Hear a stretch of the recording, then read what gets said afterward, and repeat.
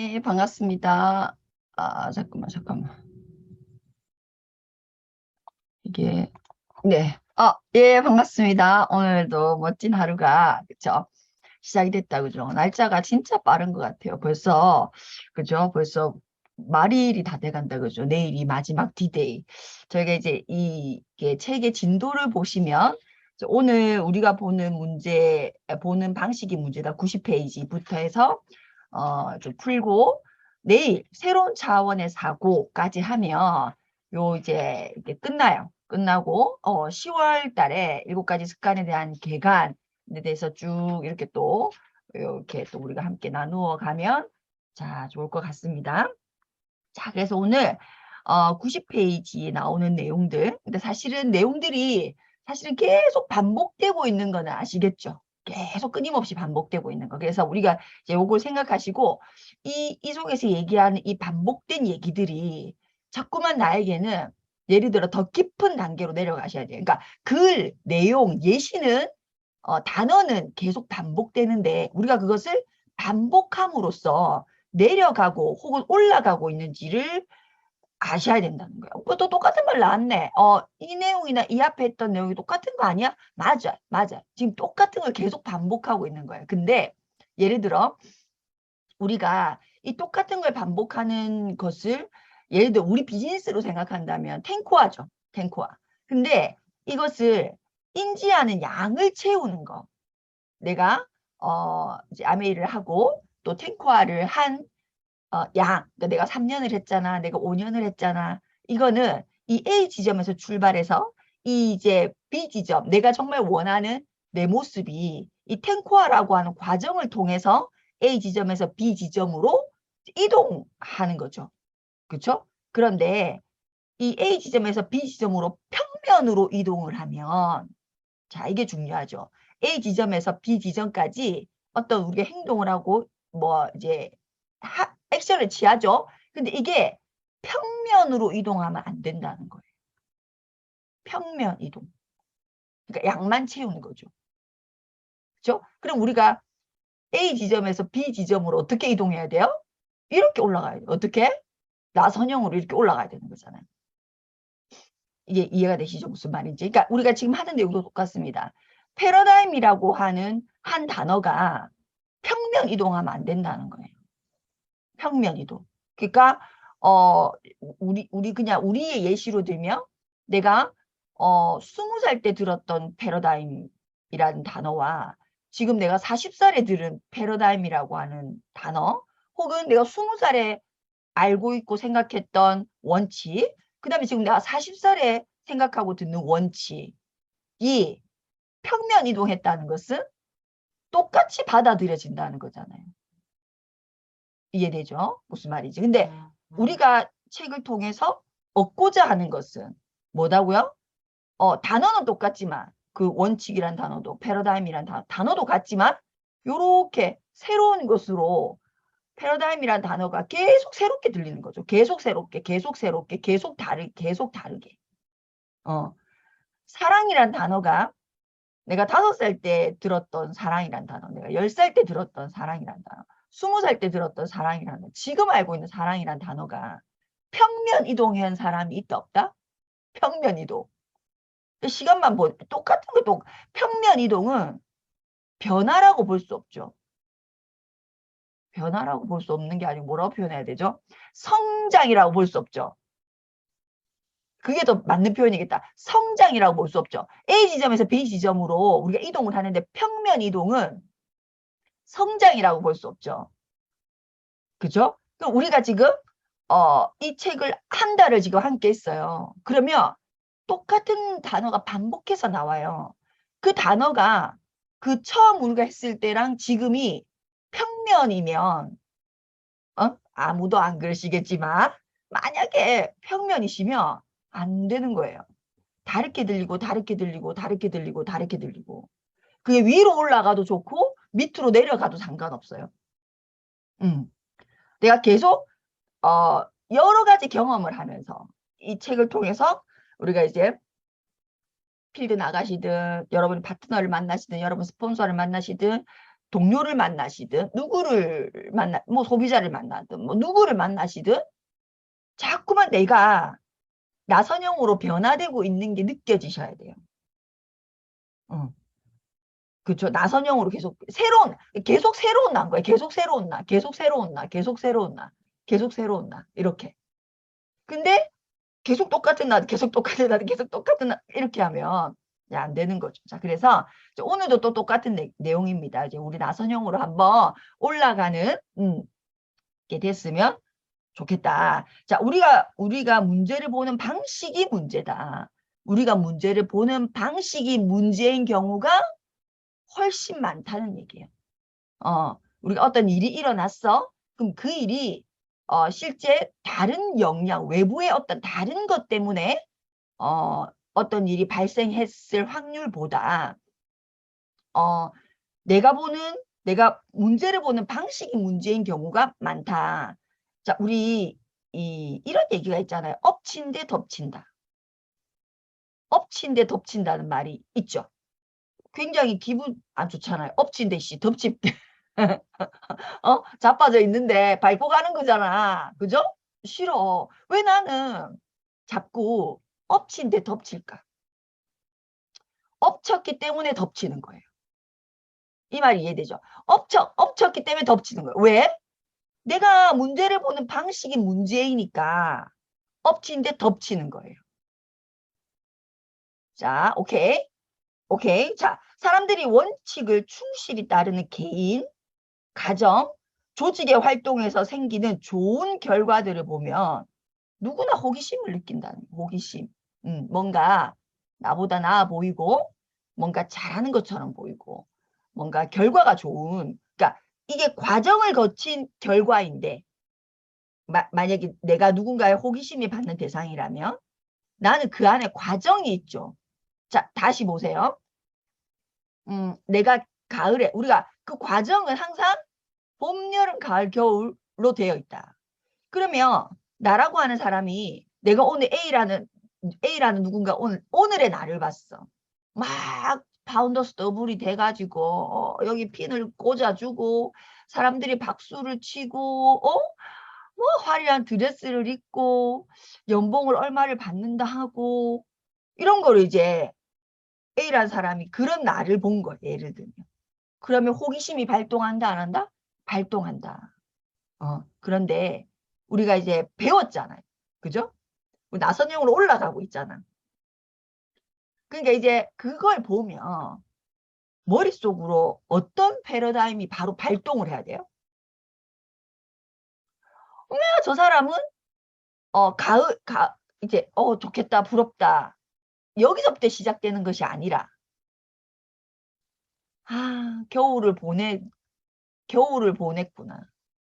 겨울을 보냈고 봄을 보냈고 여름을 보냈고 가을이 왔다는 것을 우리가 그 결과를 가을을 보면서 나머지 세 계절을 유추해 내시는 패러다임이 성품윤리적 패러다임이죠. 유추해내는 거. 미리 짐작해 알 수 있는 거. 근데 그게 아니라 성격윤리적인 패러다임을 내가 가지고 있으면 누군가의 가을을 보고 어떤 느낌이다? 그것만 쏙 빼서 내가 어떻게 취할 수 있지 않을까? 요런 머리가 발동한다는 거예요. 그것만 쏙 빼서. 자, 우리 유틸라이트의 건강보조식품은 추출입니까? 농축입니까? 여러분, 농축이잖아요. 식물이 가지고 있는 그대로 해서 수분만 뺀 거예요. 농축이에요. 농축. 그래서 여기에 5만 가지가 다 있는 거예요. 왜? 자연에서 준 생명체, 식물 자체는 온전체라고 했죠. 우리 학교 다닐 때 우유가 뭐 완전식품이고 뭐 콩이 뭐 이런 거 배웠듯이 식물이 갖고 있는 잎사귀 하나도 그것을 그대로 심으면 시간이 지나면 싹이 트고 하는 성분을 다 가지고 있는 온전체. 거기에는 봄도 있고 여름도 있고 가을도 있고 겨울도 있는 온전체라고. 그런데 성격윤리적 패러다임으로 우리가 고정관념이 좀 예를 들어 나도 모르게 이 세상 때문에 주도적으로 우리가 계속 받아들이고 생각하고 살아왔던 건 사실 아니잖아요. 누구라도 저도 마찬가지였고. 그러니까 우리가 예를 들어 어떻게 살고 싶어요라고 제가 아메이에 와가지고 누군가가 나에게 어떻게 살고 싶냐, 당신 삶이잖아, 어떻게 살고 싶냐라고 물었을 때 어떻게 살고 싶은지가 생각이 나지 않더라, 내가. 그래서 좋은 차, 좋은 집, 뭐 좋은 가방, 좋은 옷, 뭐 이런 거 있잖아요. 좋은 집, 좋은 차, 좋은 가방, 좋은 옷, 뭐, 어? 뭐 좋은 호텔 가서 뭐 즐기고 뭐 이런 거, 세상이 보여준 나에게 뭐 드라마 뭐 이런, 제가 영향을 받은 건 드라마 아니겠어요, 그죠? 그런 것이 그냥 나에게 내 머릿속에 밖에 없더라는 거예요. 자, 그 얘기 자, 다시 얘기해봐요. 자, 성격윤리적인 패러다임은 무엇이냐면 자체 발광이 아니라, 예를 들면 어떤 것에 의해서 나를 빛나게 하려고 하는 거. 예를 들어 화려한 귀걸이, 이쁜 메이크업, 메이크업을 팍 이래갖고 막 팍 눈썹을 해가지고 막 이런 거 있잖아요. 마스카라가 나를 빛나게 하고, 어? 립스틱이 나를 빛나게 하고, 귀걸이가 나를 빛나게 하고, 옷이 나를 빛나게 하고, 멋진 가방이 나를 빛나게 하는, 그게 성격윤리적인 패러다임. 자, 성품윤리적인 패러다임은 아무것도 없는데 자체 발광. 자체 발광하는 모습이 성품윤리적인 패러다임을 가진 거죠. 이해되세요? 봄, 여름, 가을, 겨울을 다 이겨내서 여유가 있는, 어떤 시류에 섞이지 않고 휘말리지 않고, 뭐라고 해야 됩니까? 뭐 태풍에 꼿꼿이 서 있는 뭐 그런 유유자자, 뭐지 저 사람? 이런 느낌 있잖아요. 저는 내가 누군가에게 어떤 이미지로 비춰졌으면 좋겠다라는 생각을 해봤을 때, 정말 그런지는 어떤지는 모르지만, 누군가가 나를 봤을 때 첫인상이든 그게 뭐 3년을 봤든 간에 어떤 느낌을 나에게서 받았으면 좋겠다라는 것이 있다면, 그거는 한마디로 뭐냐면 늘 여유 있는 모습이에요. 쫓기는 모습, 늘 여유 있는 모습을 로 누군가에게 내가 이미지 되면 좋겠다. 저 전쟁이 나고 난리를 부려도, 예를 들어 어떤 일이 나에게 있어도 겨울이 시작됐나 보네? 뭐 이런 거 있잖아요.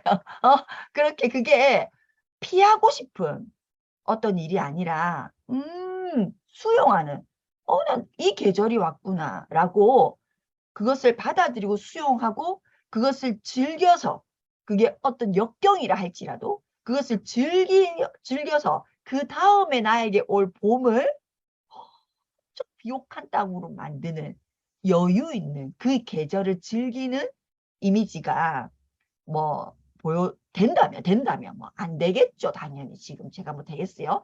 그렇지만 된다면 그게 제가 지향하는 방향인 거죠. 그 말은 이해되시죠? 무슨 말인지?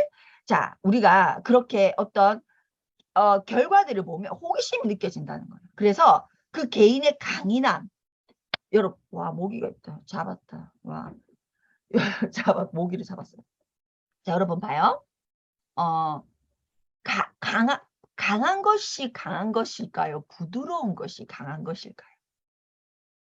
그죠? 그런 얘기 많이 하잖아요. 태풍에 아름드리 나무는 쩍 하고 넘어가는데 잡초는 안 넘어간다잖아, 잡초는. 그런 얘기 들어봤죠? 정말로 강한 것이 강한 것일까? 살아남는 것이 강한 것일까? 우리가 보여지는 것이 강한 사람이 강한 것일까? 끝끝내 포기하지 않고 살아남는 사람이 강한 것일까? 생각해 봐야 되죠.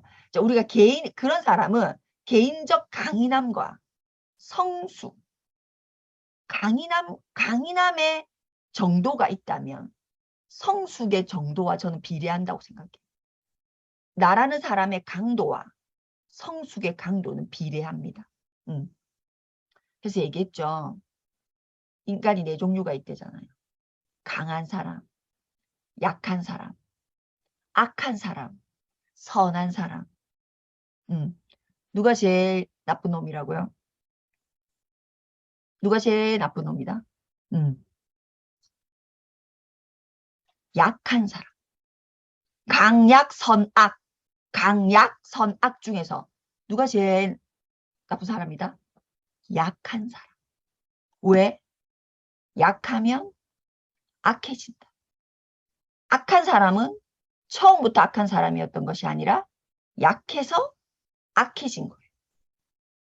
약해서 악해진 거예요. 그죠? 그러면 강한 사람은 어떻게 됩니까? 강하면 착해져요. 선해진다고. 강한 사람이 선해진다고. 자, 개인의 개인적 강인함과 성수, 가족의 단합, 팀워크, 탄력적인 에너지를 창출. 여기서 굉장히 중요한 단어는 창출의 별표 100개. 별표 100개, 창출, 창출. 자, 원칙을 충실히 따르는 개인이든 가정이든 조직은 뭘 만들어낸다? 창출한다는 거예요. 어느 한 곳에 고여있지 않다 그랬죠. 패러다임이라고 하는 것이 계속 유유자자 흐른다. 흐른다. 근데 그 흐르는 것이 A 지점에서 B 지점으로 평면으로 흐르지 않고, 그죠? 올라가면서 변화 흐르듯, 내려가면서 흐르듯 상관없죠. 더 깊어져도 되고, 더 높아져도 돼요. 그렇죠?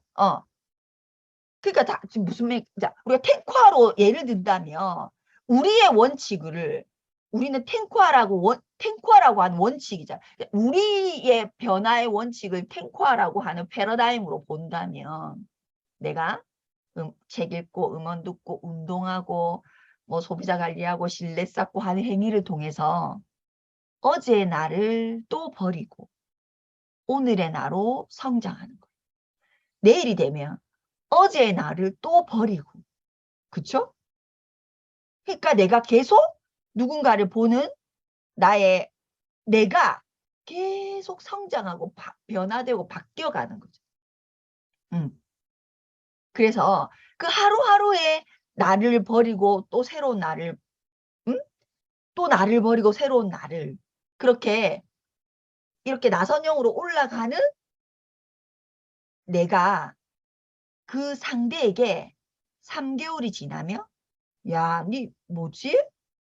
너 아메리 하더니 야, 이렇게 되는 거죠. 근데 여러분이 비즈니스적으로 만약에 결과가 없다. 그러면 평면 이동하고 있을 확률이 굉장히 커요. 저 친구는 누군가가 봤을 때 아메한 ABO, 저 친구는 그 다른 거에도 비유해 보시면 되죠. 저 친구는 아메이를 3년 전에 시작했다 하더니 지금도 똑같다. 예를 들면 지금도 똑같다. 그러면 매력이 있다 없다? 그 사람이 소비자든 사업자든 매력이 없죠.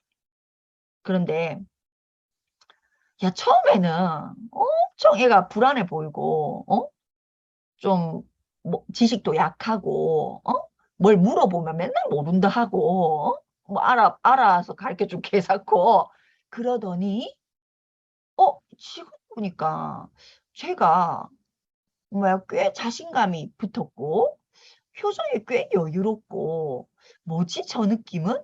자신감도 꽤 붙었고 또 어느 날 보니까 야 저 아우라는 뭐지? 뭔가 아우라가 느껴져. 어? 그게 이제 이거잖아요. 호기심을 느낀다. 사람들은 호기심을 느낀다. 우리가 여러분 보세요. 내가 아메이 속에서 피는 내가 다이아몬드를 갔다니까? 내가 다이아몬드를 갔어. 그런데 평면 이동한 다이아몬드가 있다 없다? 있죠. 하나도 영향력 없는 있다. 이 아니에요. 굉장히 많은 사람들은 핀이라고 생각하기 때문에 핀은 막 이렇게 내가 그것만 되면 제가 해보니까요. 핀이 아니에요. 제가 얘기했죠. 제가 재밌는 얘기 해줄게. 제가 이제 테린이잖아요. 그래서 이렇게 이제 그 코트에서 치고 이렇게 뭐라고 합니까? 이제 밥을 좀 먹자고 해가지고 이제 이렇게 전혀 모르는 사람이죠. 저를 전혀 모르는 사람. 근데 어저께 이제 어떻게 하든지 직업을 얘기하게 되어서 이제 아메이를 하고 있습니다라고 이제 얘기를 했죠. 제가 얘기를 했는데 그분이 저한테 옆에서 뭐 어떤 사람 다른 말이죠. 요 바로 옆에서 저한테 뭐라 했고요. 제가 17년 이제 얼마나 했냐면 제가 17년 했습니다. 그러니까 이분이 저한테 뭐라 할게요. 아, 그러면 사파이어 정도 되시겠네요. 이렇게 얘기하는 거예요. 그게 무슨 말이냐면 그 사람은 사파이어가 엄청 높은 핀이라고 생각하는 거예요. 그 사람은. 그 사람이 아미를 알아요, 몰라요?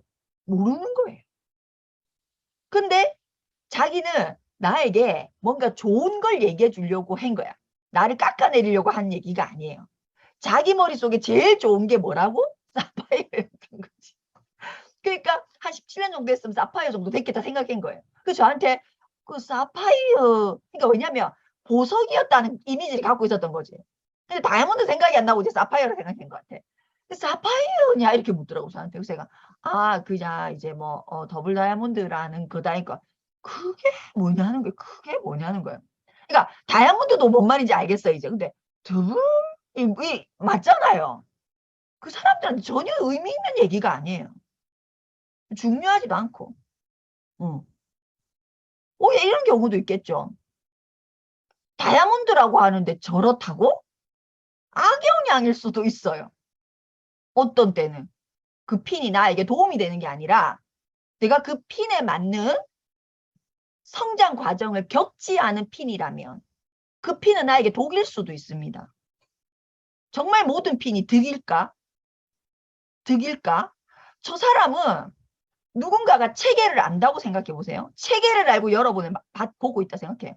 아니 저 사람은 3%인데 저렇게 한다? 야 대박이지 않아? 이럴 수도 있죠. 근데 저 사람은 다이아몬드한테 쳐봐라. 야 저런다. 이럴 수도 있잖아요. 핀이 아니라니까요. 진짜 아닙니다. 자, 그래서 이렇게 늘 뭘 하셔야 된다고요? 창출, 창출. 창출을 하기 위해서는 평면 이동하는 사람은 창출이 없는 거예요. 그래서 매력이 떨어지고 누군가로 하여금 호기심을 유발할 수 없다. 호기심 유발이 안 된다는 거예요. 늘 똑같아. 쟤는 늘 똑같아. 그러니까 그게 굉장히 좋은 의미로서 늘 똑같아 하는 말이야. 한결 같다는 말이 아니고 그냥 늘 똑같은 패턴으로 저렇게 늘 똑같이 저렇게 응. 이런 느낌. 응. 말고 야 자는 그러니까 우리가 이 책을 통해서 우리가 궁극적으로 가려고 하는 크레센도인 거죠. 아메일 할 때 처음에 저랬는데 좀 불안해도 보이고 아메일 한다는 말도 잘 못하고 그렇더니 내가 지금 한 몇 개월 만에 만난 것 같은데 뭐지? 좀 다른 느낌이야. 또 한 몇 개월 만에 만나 또 다른 느낌이야. 야, 좀 그러면 이제 네 얼마 받는데? 궁금한 거죠. 네 뭐 됐어? 궁금한 거죠. 이렇게. 크레센도. 계속 크레센도. 자, 이때 사람들이 즉각적인 뭘 한다고요? 질문을 이야말로 그들이 가진 기본적인 패러다임을 잘 드러내준다. 자, 우리가 그런 호기심이 발동하면 어떻게 그렇게 하지? 방법 가르쳐줘. 라고 하는 패러다임이 먼저 돌아가는 이유는 내가 성격 윤리적인 패러다임을 갖고 있기 때문에 그 사람이 하는 질문을 보면 그를 알 수 있는 거예요. 이게 시금석입니다. 내가 그 사람이 어떤 질문을 하는지를 보면 그 질문이 자 보세요. 여러분이 알 수 있죠. 누군가가 나에게 이런 질문을 하더라는 것은 그 상대는 나에게 질문을 하면서 나를 알고 싶을 수 있지만 나 또한 그를 알 수 있어요. 질문을 하는 사람은 내가 너에게 질문을 했으니까 내가 궁금한 것 같죠. 그 상대는 내 질문에 나라는 사람을 파악할 수 있어요. 그렇다고 생각 안 합니까? 파악할 수 있죠. 그 사람이 하는 질문을 통해서. 그래서 우리가 AMA를 하고 어떻게 살고 싶었냐는 질문. 지금까지 네가 살아온 삶에서 언제가 가장 행복하고 즐거웠어? 그거 한번 생각해봐, 떠올려봐. 라고 하는 질문 자체가 성격 윤리적인 질문이 아니잖아요. 질문 자체가 어떻게 그렇게 해? 300만 원 벌어? 어떻게 300만 원? 어떻게 300, 나도 300만 원 벌자. 어떻게 300만 원 벌었어? 어떻게 100점을 맞았어? 어떻게 이렇게 했어? 방법적으로 다가가는 것이 아니잖아요. 우리의 질문이. 이게 이해가 됩니까? 질문이 방법적인 것은 성격 윤리적인 거예요. 질문이 why, 이유, 본질에 가까운 것은 성품 윤리적인 질문인 거죠. 질문 자체가. 그래서 사람들이 다 당황하잖아요. 아메이를 한 다음에 물건을 설명하면 되지. 카탈로그를 그네가 팍 설명하면 되지. 어떻게 살고 싶으냐. 이때까지 네가 살았던 삶 중에 제일 좋았던 거 언제가 가장 행복했어? 언제로 다시 돌아가보고 싶어? 그걸 다시 한번 해보고는 싶어? 3년 뒤에 네 모습이 그려져? 그건 어떤 모습이야? 만족해? 이런 질문이 사람으로 하여금 좀 당황스럽게 하는 거죠. 예상치 못한 질문이기 때문에. 그렇죠? 그래서 뭐가 생긴다? 호기심이 생긴다는 거예요. 사람으로 하여금. 자, 그렇죠? 이거 중요한 얘기입니다. 우리가 하는 질문이 누군가 나에게 하는 질문을 통해서 그의 패러다임을 알 수 있다는 거예요. 자, 이렇게 어떻게 방법적인 거 나에게 가르쳐줘. 그 방법이니까 나에게 가르쳐. 나도 그 방법 따라하면 그대로 되지 않아? 이런 거. 이런 거는 만성적인 문제. 이 만성적인 이 패러다임은 그 방법을 통해서 하나를 솔루션으로 하나를 설사 해결했다 하더라도 새로운 증상이 계속 나온다. 자, 우리가 문제를 바라보고 해결하려는 방식 자체가 바로 문제라는 거예요. 다시 읽어드릴게요. 이거를 제가 글을 넣어서 우리가 문제를 성격윤리적으로 바라보고 성격윤리적으로 해결하려고 하는 방식 자체가 바로 문제라는 거예요. 이게 문제다. 여러분이 나도 모르게 성격윤리적으로 다가갔을 확률이 굉장히 높다. 응급처치, 지름길 이걸로 다가갔을 확률이 굉장히 높다. 이제 예시가 나오죠. 예시는 우리 이제 과거에도 다 했던 거기 때문에 자 보시면 92페이지에 보시면 자 이런 외적 성격 위주의 사고를 하는 사람 성격 위주의 여러 가지 어떤 방식 자, 이 사람이 하는 이 문제를 풀어가려고 하는 방식들이 뭐냐면 끊임없이 이렇게 뭐라 해야 돼? 사람들을 어떻게 조정해서 하려고 하는 거예요. 보면 이 직원들이 열정이 없다는 거지. 자기 일처럼 하지 않는다는 거지. 그러니까 자기는 스트레스라는 거지. 자기가 계속 감시해야 된다는 거지. 그러니까 어떻게 하면 효과적으로 이 직원들과 뭘 할 수 있을까? 이게 고민이잖아요. 그러니까 방법적으로 다가가는 거예요. 이 사람이. 자기의 패러다임이 성격윤리적이다 보니 자기도 모르게 방법적으로 한바탕 뒤흔들고 막 일감을 계속 줄까? 아니면 동기 유발을 할까? 아니면 막 다 때려치우고 새로운 사람을 고용할까? 이렇게 지 흔든다는 거야, 쉽게 얘기하면. 자기가 좌지우지, 지 흔들어 버린다는 거. 근데 그렇게 해서는 아까 말했죠? 설사 해결이 된다 하더라도 또 다른 문제가 나온다, 안 나온다? 나온다. 자, 그러면 어떻게 하면 되는데? 나 이런 문제가 있어. 그럼 어떻게 하면 되는데? 어떻게 해야 된다고 했죠? 경청. 어떻게 해야 된대죠? 저 사람은 왜 저렇게 행동을 할까? 잘 보고 경청을 해서 근본적인 why, 이유를 보려고 해야 되는 거예요. 이렇게 하면 되겠지. 이렇게 해볼까? 다른 팀은 저렇게 했대. 이거 저렇게 해볼까? 이렇게 해볼까? 저렇게 해볼까가 아니고 경청. 자, 여기 보시면 내가 직원을 바라보는 방식 자체의 문제. 인간은 절대로 자기를 볼 수 있다 없다? 없다. 우리 눈이 이래 생겼다 했잖아요.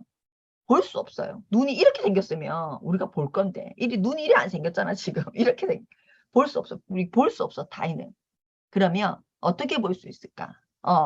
우리가 타인의 행동을 통해서 예를 들면 내가 CEO야. 이런 CEO야.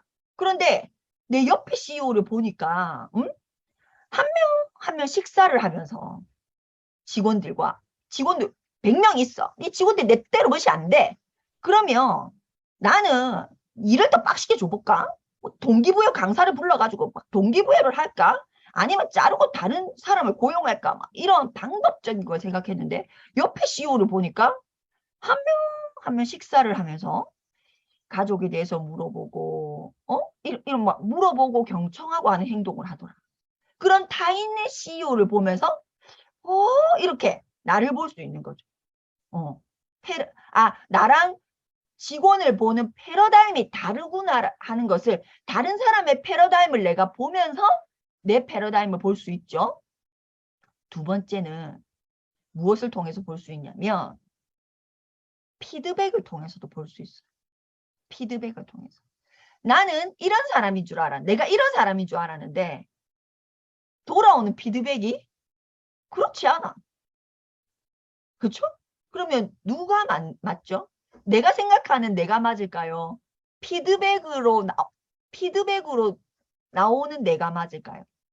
피드백이 맞겠죠. 피드백이.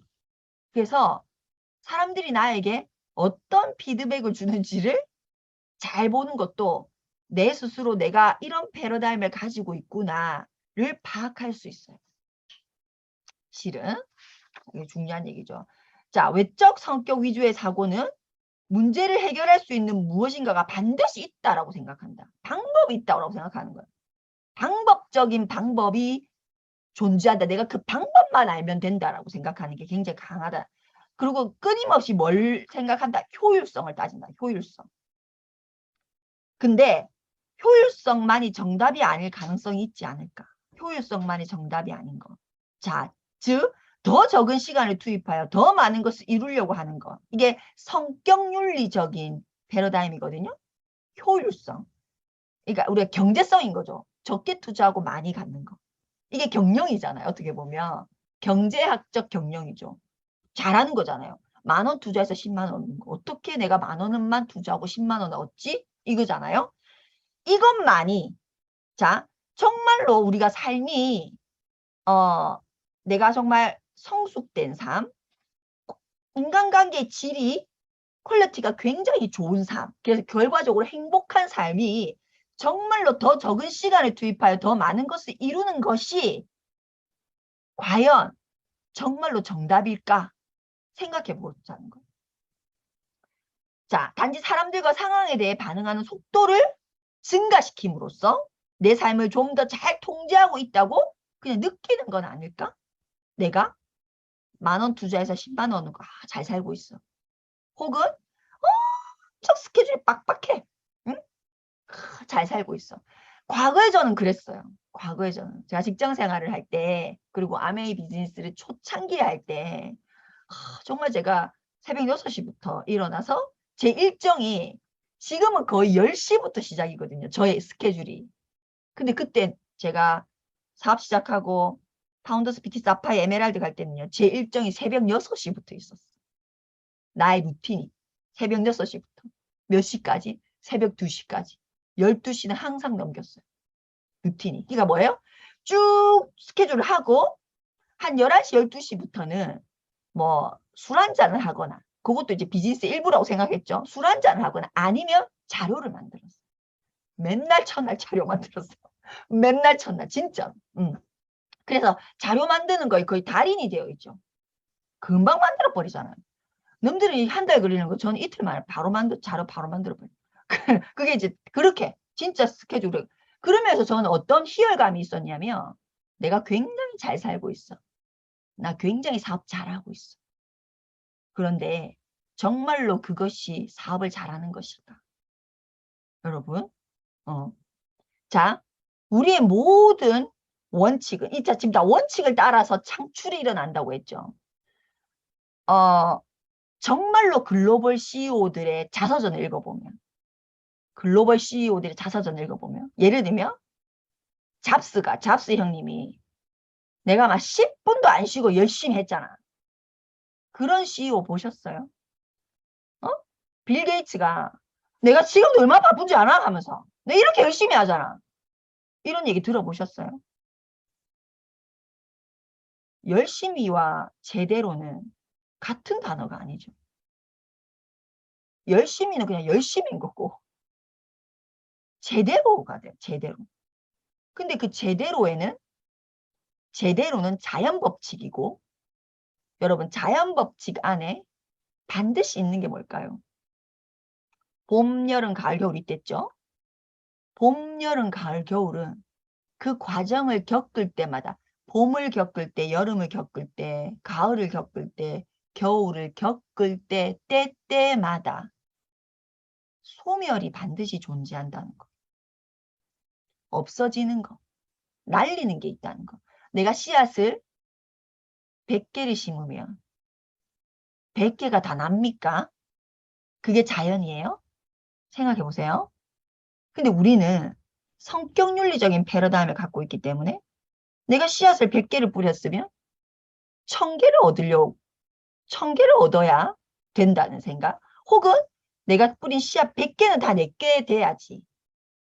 그러니까 계속 더 나은 방법들을 생각하는 거예요. 그런데 자연은 100개를 뿌리면요. 응? 100개를 뿌리면 몇 개가 없어질까요? 몇 개가 없어질까요? 100개를 뿌렸는데 200개가 나는 일도 없고 맞죠? 100개를 뿌렸는데 200개가 나는 일도 없고 100개를 뿌렸는데 100개가 다 결과로 연결되는 일도 자연은 없어요. 반드시 소멸이 존재합니다. 없어지는 거예요. 자연의 일부입니다. 소멸은. 사라지는 것은 자연의 일부라고. 이해되세요? 그래서 우리의 시간 관리 안에 우리의 그 각 계절 안에 여러분이 봄이든 여름이든 가을이든 겨울이든 반드시 그냥 쓰여지고 없어지는 그때는 존재했지만 그때만 존재하는 게 자연스러운 그 소멸이라고 하는 개념을 넣으셔야 돼요. 저는 빌 게이츠가 생각하는 주일이 있다고 하는 게 그냥 유명한 얘기잖아요. 반드시 핸드폰을 놓고 그 뭡니까? 우리 생각하는 디지털로부터 완전히 분리된 오두막에 들어가서 뭐 책엔 그렇게 써 있더라고요. 오두막에 들어가서 계속 생각만 하는 생산을 하는 것이 아니라 이해됩니까? 내가 오늘 이 시간을 눈을 떴으니까 뭔가 생산을 하는 걸 하는 게 아니라 생각만 하는 시간을 갖고 저 그 말이 엄청 저한테 와 엄청 뭐지? 저는 완전히 한 대 맞았었거든요. 그게 어떤 때 일주일 어떤 때 한 달이래잖아요. 그걸 반드시 그것을 가지는 게 자기에게 가장 중요하다는 거죠. 근데 우리는 비즈니스를 하면서 여러분 정말 그런 생산이 집중되어 있지 않고 소멸에 집중되어 있는 시간을 가지고 계시냐는 거예요. 여분, 반드시 여분이 있어야 돼요. 이게 아니고 여분이 여러분을 나선형으로 올리게 합니다. 여분이 반드시 있으셔야 돼요. 오케이? 자, 오늘 또 길어졌어요. 내일까지 끝내야 되는데. 39분. 네, 오늘도 멋지게, 단어 모르겠어요. 그냥 멋지게, 오늘 그냥 최대한 내가 가지고 있는 모든 에너지로 멋지게 한번 살아본 오늘 되셨으면 좋겠습니다.